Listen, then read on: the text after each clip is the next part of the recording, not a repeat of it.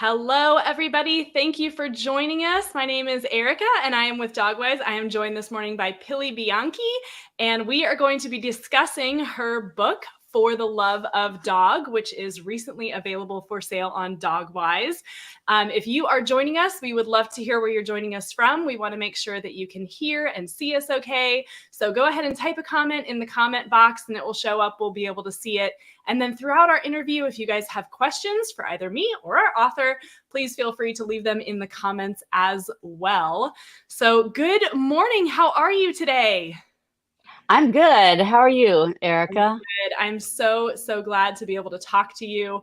I actually want to share a story with you that this is such an honor for me to talk to you and to have this book in my hand, because when I was brand new to becoming a dog trainer, when I went to dog training school, we spent 10 days in the classroom learning about learning theory and about how dogs learn. And one of the things that we learned about Chaser.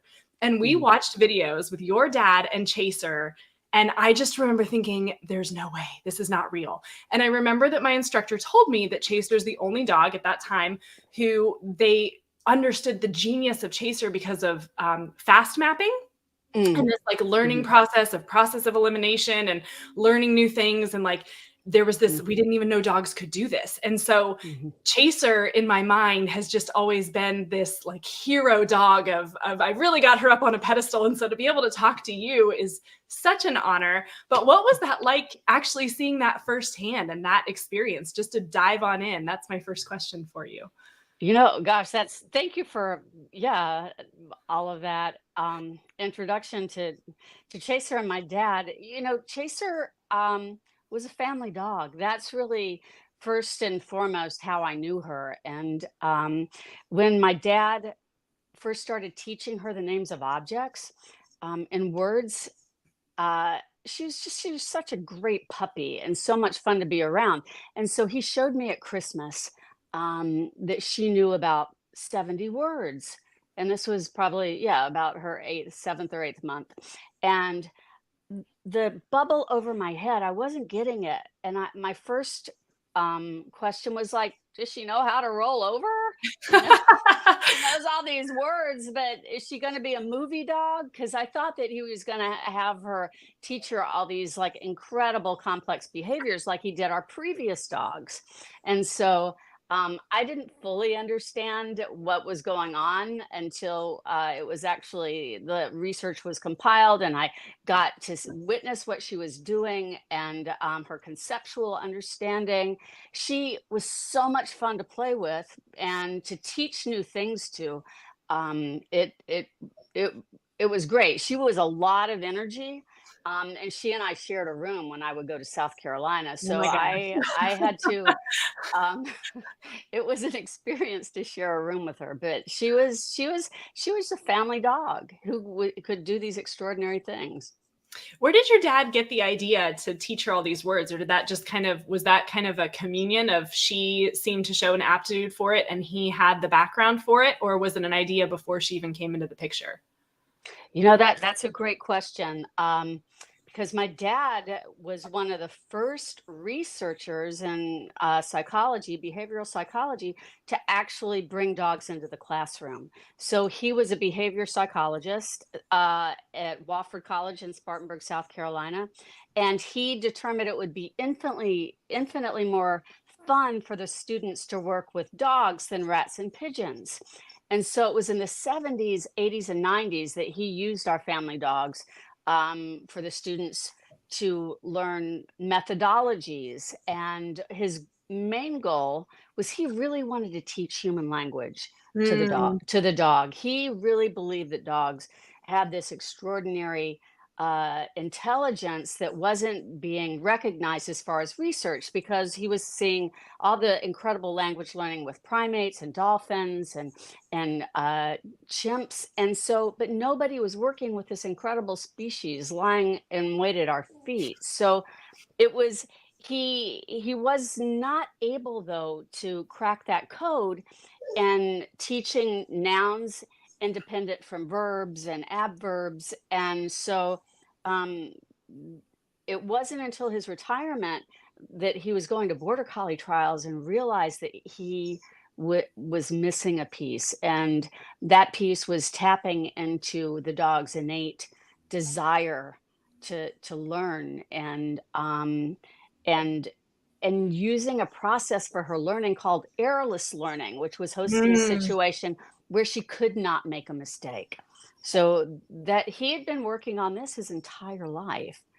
So it that's was amazing. great to be able to collaborate with him in the past. Absolutely. To get a Yeah. front row seat to that, and especially what a neat thing to have your legacy to the world begin in retirement. I mean, how many of us get to say that? That's something that, retirement's supposed to be the golden age of golfing and hanging out, especially Yeah. in North Carolina. Mm. But to be able to start a project that then has affected the whole world to this level is such a legacy. And what a neat thing to have a front row seat to that. Was Chaser the first border collie that your family had had? He had, we'd always had rescue dogs and mutts. So Yasha was half border collie and half something else. We don't know, but he certainly had the tendencies of a border collie. And it was going to border collie trials that my dad really understood that these dogs are in tune with their workers. You know, a lot of Mm, people think border collies are the smartest breed, but we don't like to say that. They are motivated. that is And true. um, and they love to have a job to do. So he knew that they also had this nuance for language, especially when you see these border collie trials and these farmers work with the dogs. It's unbelievable what they're able to do and the teamwork available. So that was the other thing, is he knew that dogs, and especially border collies and humans, but dogs and all humans, have this connection and this bond that's happened over tens of thousands of years. And so he knew that he was going to tap into that with Chaser. That's amazing. For those who are joining us, like I said, feel free to leave us a comment. Let us know where you are joining from. And we also want to know, as you're tuning in, do you already have this book, or do you need to get your copy from Dogwise today? So if you have it, have you read it? We're gonna do something a little bit different. I have Pilley has shared a book trailer for this book with me, so we're gonna play that for you now. It's just a couple of minutes long, but for those who might not know a whole lot about Chaser or about her dad's work, we're going to just watch this video. Please let me know if you can hear the sound, because we're going to be playing it live for you now.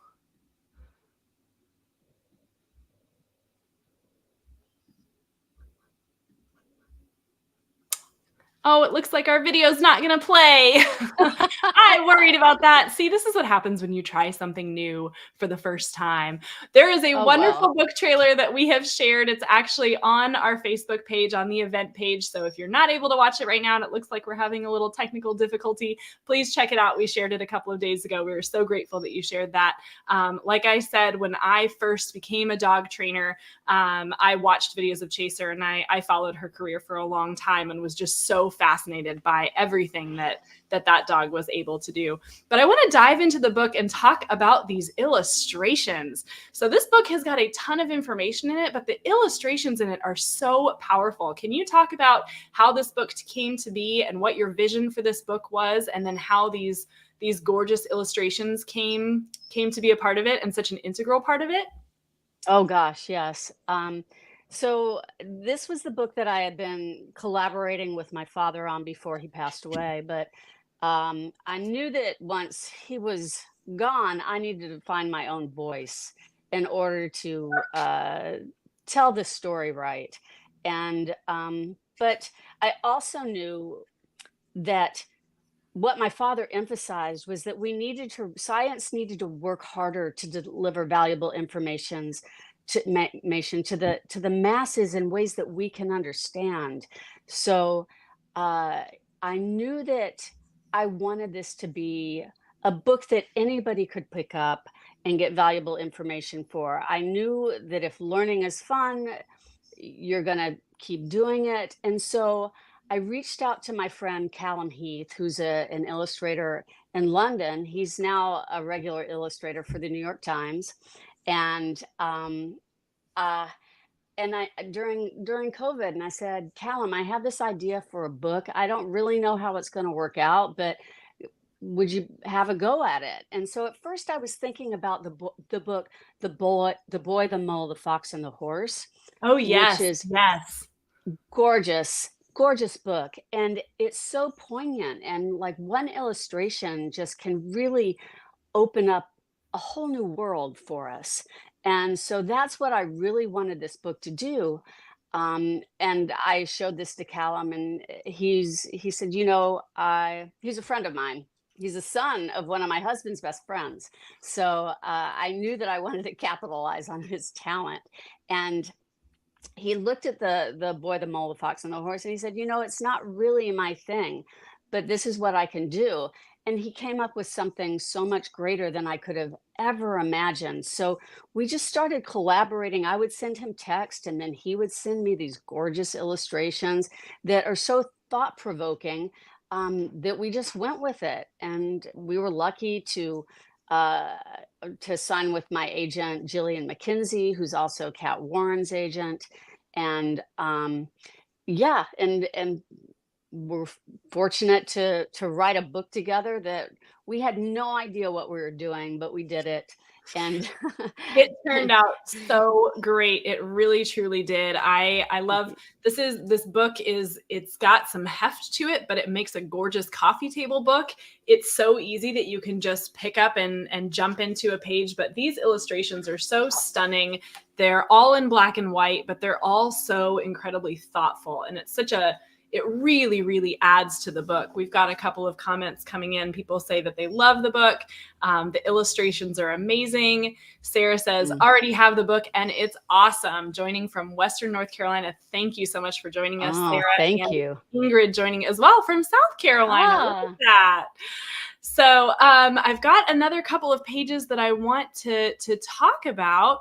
So when you're talking about Chaser, you said that the genius of Chaser was her love of play. And can you talk about how important play is to Chaser specifically before we talk about how important it is to learning? well, everything Chaser learned was through play. There was no other methodology. And what was valuable about play is that she never got tired of playing.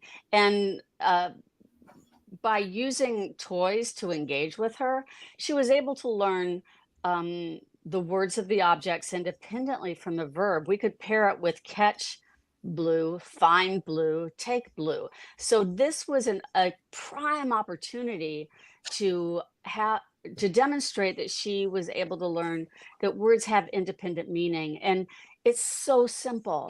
Um, and the by playing with an object, it also gives that object value. And what was kind of remarkable was her memory system. She was able to log these objects not only into her short term memory, but to her long term memory Mm, through rehearsal. And so, what else is important for learning anything is repetition. So, absolutely. and if you like what you're doing, you're going to be you're more likely going to repeat it, and that's going to Yes. cement these ideologies. So the once she started learning one word, it became very rapid. Then it was only one trial alone, and that Wow. really built on teaching her concepts like higher, lower, faster, slower, another, again, repeat. These are again, yeah, I said again, but it's those kind of abstract concepts that if as dog owners, we start utilizing them with our pups in a very clear way, their learning is going to happen very rapidly. And not only are you going to be paying attention to them and who they are and what sparks their joy, but they're going to be understanding that what you say has meaning. And I love that you've got a couple of things that you said. I read in the book, and I loved this sentiment so much that play is never satiated. You might run out of energy, but you never want to stop playing. Playing is always so fun. And, where a dog might get satiated on food, play just kind of is this endless supply, and it's always there with you, always available, and I love that concept of never having enough. playtime. And right here on this page, it's page 172, you talk about how play is reinforcing. It makes you want to do it more. And I think that that's not just true of dogs, it's true of humans too. So what a gift that we are able to also play with our dogs and find that reinforcing. This illustration, I don't know why it stuck out at me so much, but this picture with the funny hands and the hat on, and the words underneath it says the most valuable takeaway is don't be afraid to get goofy and silly. Play becomes more valuable to your dog when the two of you are interacting. And what an amazing thing to be able to remind us, like, it's okay to be silly and funny and goofy. Oh, and, always. and that's Always. actually important. That might even be a crucial part of play. Can you speak to that a little bit? And did you ever see maybe your dad do something with Chaser that you're like, wow, you didn't even do that with us as kids, but now he's into playing? Or was he a pretty playful dad? Oh my God, he was the best dad ever. He was so playful. And everything that we learned as kids with him, you know, it was swimming, it was diving, kayaking, you know, and he was always there to, if if if we if we fell, you know, or if we were doing cartwheels in the sand and kept kicking sand in our face, he was able to take a towel, tie it around our waist, and show us how to tumble so that that didn't happen. You Wow. know, so he was a remarkable human being, as far as just loving to play, and he played until his senior years. So he was an elite whitewater paddler, Wow. um, and a windsurfer. He was a sailor. He was a hiker. He was really a remarkable outdoorsman, and everything that I never knew what we were going to get with Dad, but we knew it was going to be fun, and we knew it was going to be great. That's such a neat memory to have, and to have a dad that was so active and practiced what he So preached. so present, even when he went had gone back to school to get his degree in psychology at University of Memphis, and my sister and I were still quite young in grade school, but my mom was working as a nurse. So after school, Robin and I would go and hang out with him in his laboratory, and we would play with the Wow. rats and pigeons, and he would teach us all about operant conditioning, and this is what we're doing. And so yeah, no, all of our animals were science fair projects. That's really neat. So you learned about operant conditioning from a really young age then. That's Yes, we thought that powerful. we thought You everybody knew what those were. most people don't know what those words mean. So Yeah. you had a really lucky childhood. Anyone who's tuning in, if you have questions for Pilley as well, please feel free to put them in the comments. Otherwise, I'm going to hog you all to myself because I have lots more questions for you. So something that we talk about a lot, and I love that's in this book, is body language. And you know, you start this out by saying, "I wish my dog could talk to me." And they can. And a lot of people don't know how to read dog body language. It's one of the things that we really focus on at Dogwise, is providing resources to people so that they have the opportunity Yes. to learn what dog body language looks like. We have tons of resources on our website. One of my favorite books, let me pull it off the shelf and I will show it to you, is On Talking Terms with Dogs, about calming signals. Lots of pictures. It's small. I hand this book out to just about anyone who wants to learn more about dog body language, but there are so many resources for people who want to learn more about how to read your dogs and understand what they're. So important. And I'm So so important. incredibly glad that you included a section in here about that for people to read about. And of course, Callum's amazing illustrations. I just picked one page out of 4 or 5 to demonstrate and show everybody here. But do you have like a body language 101 tip, or like something that you find most people totally misinterpret what their dog is trying to say, like the most common misunderstanding of body language? Yes, and so one of those is like little butterfly fast lightning kisses. A lot of people Yes. mistake this as a sign of affection, but can be very anxiety driven. And then always be aware of the ears. You know, their ears, they've got 18 muscles in their ears. And can you imagine if Mm. we were at a party and our ears gave us away to what we were thinking? Most animals uh, demonstrate with their ears. So that's a big one. Um, But when you combine these with vocalizations and the ears, the face, the body, the tail, it gives us so much information. Absolutely. And you do need to look at the whole body to see the whole picture, not just one thing. But yeah, those ears definitely can give you away. I've heard the phrase kiss to dismiss. Are you familiar with that phrase? So No. that's a dog training term for you if you'd Oh, like it. wow. It's very common when we're talking about small children with dogs that maybe the dog comes up and kisses them in the face, and we think, oh, how cute, but really the dog is trying to gain some distance. Maybe that kid's a little bit too Right. close. So that's something. We have a 2-year-old, and so we're always talking about, he might be giving you kisses, but if you came into his space, he might be asking for some space. So making sure that That's you're not right. doing a dismissive kiss. So those little, like you were Right, talking right. about, like Like pulling butterfly them. butterfly kisses that might be misunderstood by some people. So I've got another page here to share. And this is one of my favorite pages because it talks about how hard life is for dogs right now. Of course, it's also maybe plush. Maybe they've got a really nice thing going in a lot of houses, but the expectations that we place on dogs are so vast and so different than they've been for the last 40,000 years. And you say here in the book that family dogs are living in a time of major transition as they become more and more embedded in our families. More is expected of them, and more often than not, people expect their dogs to inherently know the rules of order. But despite thousands of years by our side, they are not pre-programmed to know what to do in the human home. And while they are eager to learn with us, they need our help and guidance, very similar to the way that we teach our children.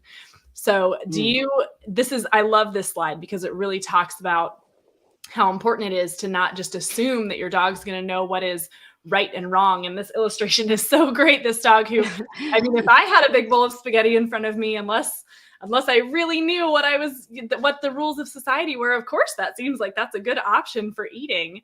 So Yeah, that's something that I think is a little bit more challenging for the dogs that we've brought into our modern lives and started to kind of impose these society's rules on them. So for can you sure. speak a little bit to that? Like that little bit, of course, it's man's best friend and we want to play with them and love them, but we also have a little bit of this tension in between our two species and what the expectations are, especially as our modern life gets more complicated. That's true, and people expect dogs to just know how to behave, and it's all a learning process. And when we go back and we remember how we learned as kids, and it's trial and error, and sometimes you got it right, and sometimes you got it wrong, and you kept getting it wrong and kept getting it wrong. If somebody was constantly yelling at you when you didn't understand what you got wrong, that's not good. And I see those Yeah. kind of things happen even with children, where you're just not on the same page. And so it's always good to back up and reevaluate why the behavior, what am I doing to create the situation. But especially, sometimes in a lot of ways, Erica, I don't know that dogs have it that great today as they have hundreds of years ago and tens of thousands of years ago, when they actually we were a team. Yes. That is why uh, our species have shared an evolutionary path together, because we both brought something to the table. Yes. And we talk about that. And now dogs are given less opportunities to actually do what they do, which has been so remarkable for thousands of years. And they're given less opportunity to do their thing, but they're required to kind of do our thing, Yes. which they, unless they're taught, they have no way of knowing what our thing is. Yes, yes. And that is such an important part of making sure that we are working together still. Like you said, we're being a team. We've got some people who are just joining us, and Edward, who just rescued a husky and is visiting from or tuning in from Florida, Mm. asked, what is the book? Glad you asked. It is called For the Love of Dog. It is this gorgeous, I love this whole picture of Chaser on there. The whole dog is there. If you have questions about the book or want to know more about the book, feel free to drop your questions in the comments as we continue to discuss how dogs learn and what our role in that is. So another thing on this page is talking about obedience. And it seems that obedience was kind of the end all be all for a long time. I remember Hmm. my first dog training class as a kid, it was all about having your dog heel right next to you and, you know, always sit when they want something and lay down all the time and kind of be seen and not heard. And that speaks a little bit to what you're talking about of like, our dogs maybe don't have it as good as they had it for the last tens of thousands of years because we have really confined the space that is accessible to them, whether Right. that's in the apartment or on a leash. And then this idea of obedience. And the thing I really love about this slide, about these pages, is that at the bottom, it says that obedience was never the goal with Chaser. It was simply a way to provide safety so that we could further enlarge her world. And I think that that is such an amazing, that sentence just really stuck with me, to think obedience is there to be able to make things bigger, not smaller. And Right. what a powerful thing. So Chaser obviously knew some obedience. Can you can you talk a little bit She, about that and maybe just how it wasn't the yeah. priority, but of course was necessary for her well-being? So yes, my father's approach to the obedience cues was simply so that she had a solid recall if she's in an unsafe situation. It was never the goal with her, and I never really understood like the healing thing. I was like, who cares, And sometimes all of our dogs knew how to heal. Uh, we only made them. We only re- strongly requested that they heal if we were in a crowded situation, or Yeah. there were cars nearby. We wanted to make sure that they were safe, but it was never, we always wanted her to be able to express herself, which was what was so remarkable about my dad. So we would even be on walks together, and I'd be trying to shoot videos of Chaser as we're going down the street. And we had a cat that was the neighborhood cat, but she actually became my parents' cat. And so she would walk along with us on the street. And so I wanted Dad to give Chaser the herding commands to come by Bobby Sue, you know. And so I was like, Dad, okay, I'm shooting, come by baby Sue, Bobby Sue, come on, come on. And so he asked her a couple of times and she didn't do it. And he goes, I guess she doesn't want to. And that was it. You know? Never making her do it just to prove it or even for the sake of the video, which we No. see so much on, especially on social media now. We see that on TikTok and on YouTube and on Instagram, anything with a video or anything with a camera, of the idea of kind of objectifying our dogs for our own gain. But really, I love that story because it highlights this is a sentient being with its own desires and needs and wants. And, Chaser was like, not into that right now. And instead of really forcing Yep. it to try and get that shot, he was like, well, we're not going to do that. Hey, yeah, that was it. And no What further a story. what a great Yeah. thing. I've got this additional slide that says that obedience is not the goal of your relationship. And I think that is such a great thing to try and remember. There seems to be, like I said, this idea of the better behaved your dog is, the better you are. And our value is tied up in how well our dogs behave. But again, they are their own beings, their own sentient beings that have their own thoughts and feelings and should be allowed to behave in a safe manner, around others. But I really love what you included, which is the discipline we are referencing is not an authoritarian obedience, but is derived from the Latin origin of the word disciplina, meaning to instruction or knowledge. And what a great thing to once again just Mm, reiterate what you're talking about, being that we're trying to give more knowledge. We're not trying to hold power over our dogs. And right. I think that also sometimes gets lost in translation of what is a good dog. And Mm. and we see that a lot. Do you see that in a lot of dog relationships with people? Oh gosh, yes. People are constantly misreading their dog or having unrealistic expectations. And when you boil it down to really understanding human behavior, I mean, cognitively, emotionally, we are very similar to dogs. And dogs have emotions, they have needs that they need to express.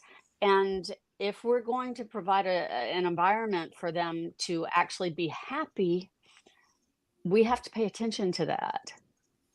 Absolutely. I'm so glad you brought that up. I've got another page to share about that. But before we do, first of Mm. all, this gorgeous illustration that I just can't get out of my mind that is so wonderful. But this page talks about, first of all, it says if you've gotten this far or just flipped open to this page, which is something I love about this book. I will confess, the first time that I read this book, I did not do, start to finish like you're supposed to.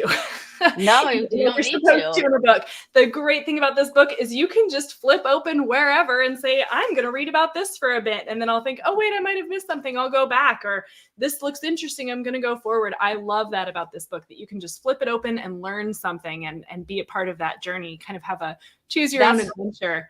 that's what we wanted. That's Oh, what we well, you wanted. succeeded. One thing that you say here is that when you're learning about dogs and all the things that dogs have to teach us, that letting go of outdated paradigms and old school thoughts can be really challenging. Understanding Mm. that obedience is not the goal of your relationship, and that if a behavior is aversive for you, like getting yanked by the neck, it probably is for your dog too.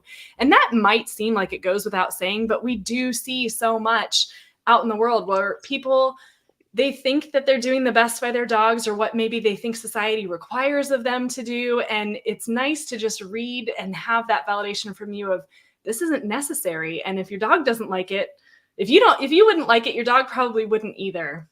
Right. It's unless it's smelling someone else's butt, it's like there's and rolling in some smelly things. That's true. Dogs, I've see people still with prong collars and shock collars, and it's I don't even know how to approach people. I approached somebody about a month ago, and the poor dog, I mean, had this prong collar on, and it I said something and I shouldn't have said anything, but it was like, I can't It's stand hard. it. It's like with kids, if you see something, say something, but it doesn't usually work out well, So that's why I also have this book, because it's the kind of book that people that have a dog, it's an easily digestible and way to get the most up to date information. Yeah. So um, it's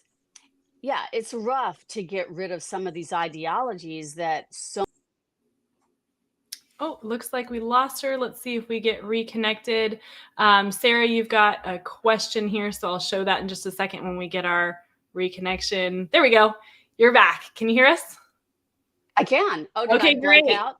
Yeah, we lost you for about maybe 10 seconds. So if you just want to rewind what you were saying, and we were just talking about how it can be really difficult to see animals that are being, these aversive tools are being used. I do believe that people want the best for their dogs, and a lot of people don't know better. And like you said, maybe approaching someone on the street is not actually going to have the desired result of them saying, oh, yeah, you know what? I should take off this outdated training tool and toss it Right. into the trash. I had one of my most powerful memories of training. I'd been training for about 6 years. And I had a client who came to me with a big reactive German Shepherd, and they had it on a prong collar. And of course, I'm like, let's try a harness. Let's try a 6-foot. Let's try all of these things and all of these training methods, and we're going to work together. And my initial, I had such an aversion to seeing this tool on the dog. And some trainers will say, like, I'm never going to work with a dog that has these tools on. You've got to get rid of them right away. And for me, this moment came one day. We'd been training for a couple of weeks. We were out in public. We were in a park where this dog had had a lot of history with reactivity. The dog was on a harness, and the owner leaned over, unclipped the leash from the prong collar and clipped it on the harness, took the prong collar off and put it in her lap. And I almost just started crying. And I was like, oh my gosh, like she on her own felt comfortable saying, I don't need this tool anymore. And that Mm, is so much more powerful than me saying, you shouldn't do this, because that's as you right. know, in operant conditioning, there's some positive punishment for you. Shame on Yeah. you for using this tool. And that's not a Right. very approachable way to achieve behavior change, as we know. And I love that No. you're like, this is part of the point of this book, is that anyone could pick up this book, even if they did not grow up in a psychology lab in Memphis and know all about operant conditioning from a young age. Anyone could pick up this book and learn here's what's important is playing with our dog, and that maybe obedience isn't the ultimate end all be all of a relationship. So I'm so glad that you shared that. We do have a question from Sarah. Sarah asks, do you think that by treating our dogs as individuals, we earn their respect and, quote, obedience comes naturally as a result? That's a really interesting question. That is an interesting question. I think that, again, obedience is for safety. And what happens is what I found with all of my animals and even our horses and especially dogs, they're reciprocal. It's Mm. like you give to me, I give to you. It's like and it's that bond of trusting each other, and understanding that, sometimes, especially if your dog, you first of all, yes, we should always treat our dogs as individuals, because they are. We never quite know it. There's some German shepherds that are big mushes, and they're not reactive, and uh I've seen it all in so many dogs. So yes, it's that yin and yang and that give and take that make the best relationship in any situation, whether it's human or non-human. Trust. That is such a great word to focus on because, like you said, it's reciprocal. And I had someone on social media recently reached out to me in a post and said, I really like this post that you shared, but I think respect is a human construct and dogs can't respect us. I think that us trying to demand respect of dogs is maybe not even possible because it's something that is a human construct. Do you want to, have a discussion about it? And I should, sure, I'm always open to having discussions and learning other people's points of view. But I think that trust seems pretty universal. That feels safe to me to be able to understand that, of course, I want my dog to trust me and I want to be able to trust them. And I think that really mutually benefits the relationship. So I'm glad that you pointed Yes. that out.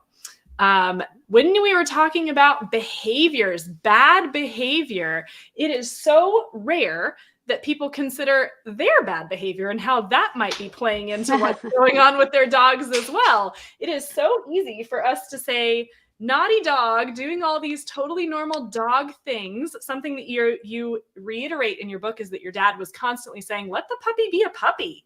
And when we were talking a few minutes ago about how it can be really challenging the expectations that we've placed on our modern dogs, one thing that doesn't go into consideration all that often is the behavior of the humans.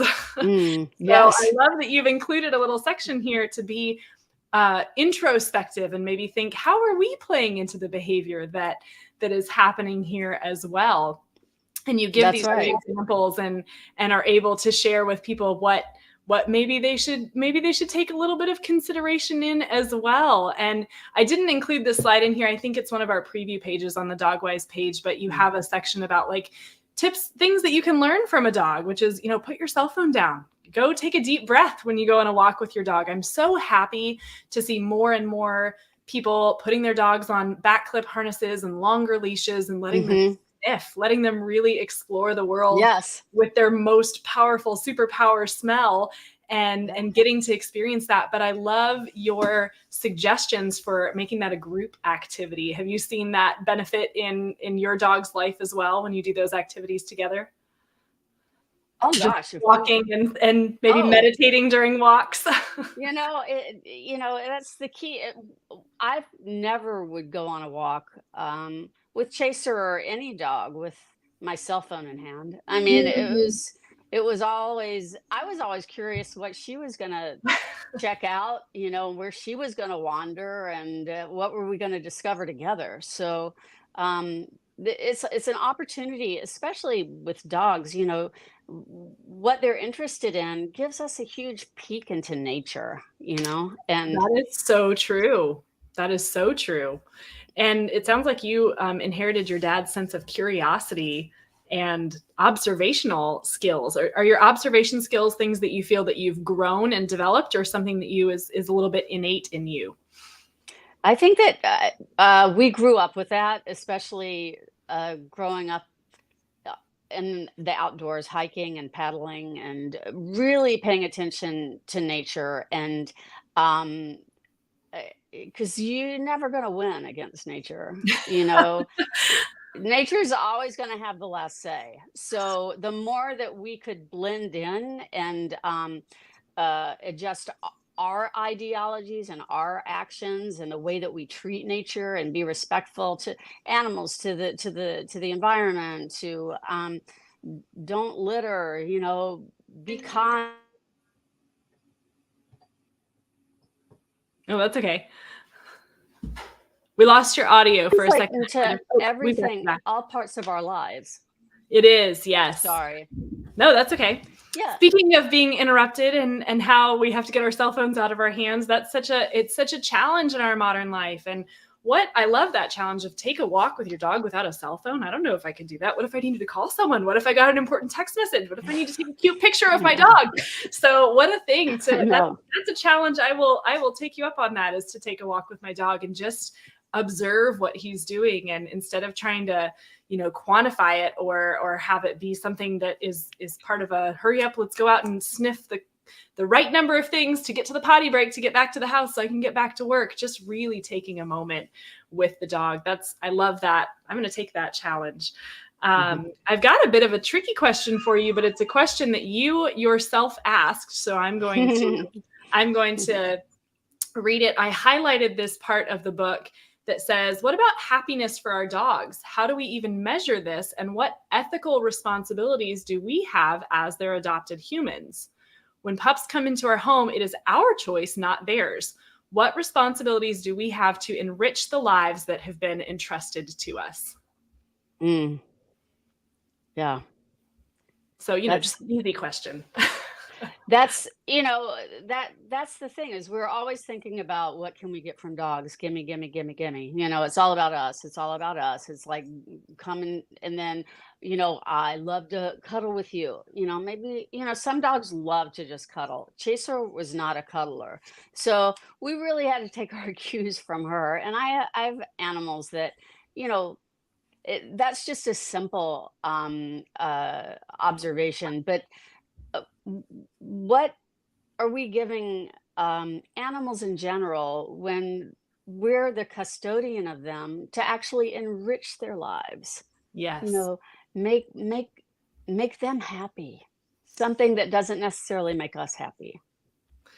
It's a good challenge for people who are listening, and especially as we talked about animals who are individuals. What works for one dog might not work for another dog, but recognizing that animals have their unique needs, and that those are maybe based on breed, maybe based on genetics, maybe based on, you said Chaser wasn't a very cuddly border collie.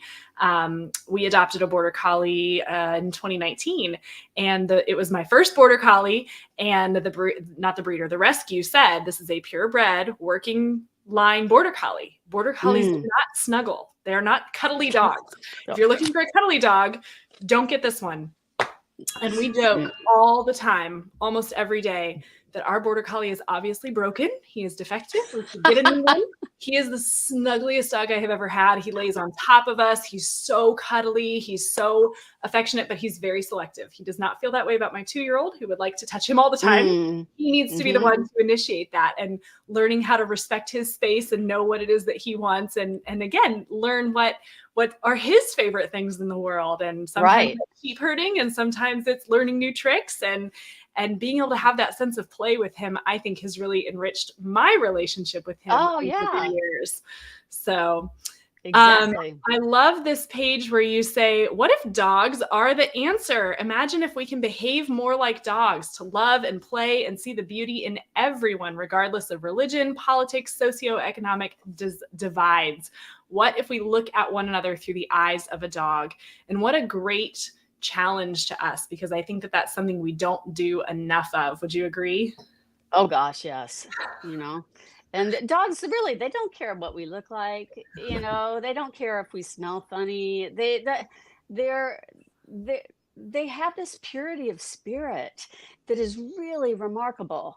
That spans, and a childlike spirit that spans their lifetime, and yet they have very complex gifts as far as their noses are concerned. Their ability to defend us. We're doing remarkable things and war, with detecting diseases, and so many things. So if we can, channel some of their innate gifts, yeah, we're going to be better off.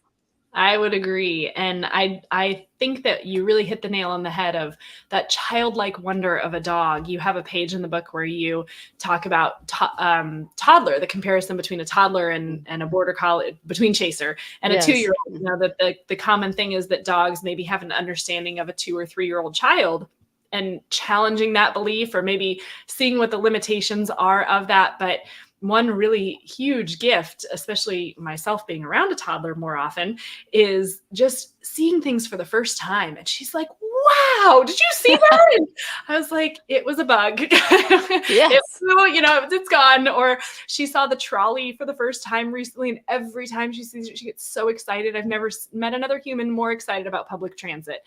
But it's that childlike joy and wonder of, this is something new and something I haven't seen before, and share that experience with me.